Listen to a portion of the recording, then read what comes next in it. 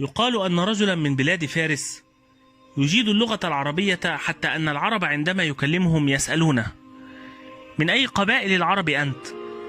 فيضحك ويقول: أنا فارسي وأجيد العربية أكثر من العرب. فذات يوم وكعادته وجد مجلس قوم من العرب، فجلس عندهم وتكلم معهم، فسألوه: من أي قبائل العرب أنت؟ فضحك وقال: أنا فارسي وأجيد العربية خيرا منكم. فقام أحد الجلوس وقال له: اذهب إلى فلان ابن فلان رجل من الأعراب وكلمه، فإن لم يعرف أنك من العجم فقد نجحت وغلبتنا.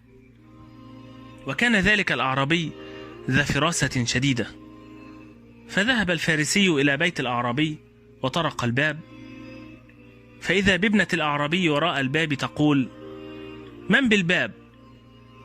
فرد الفارسي: أنا رجل من العرب وأريد أباك.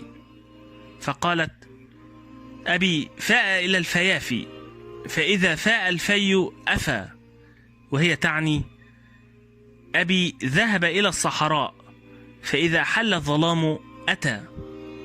فتعجب الفارسي من كلامها وأخذ يراجعها ويسأل، وهي تجيب من وراء الباب، حتى سألتها أمها: يا ابنتي من بالباب؟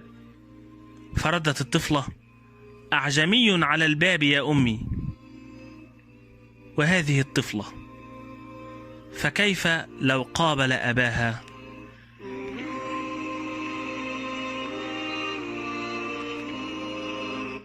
الأقارب عقارب، كذب وافتراء وقطيعة للأرحام. لا أعلم من أين أتت هذه الفكرة الخبيثة.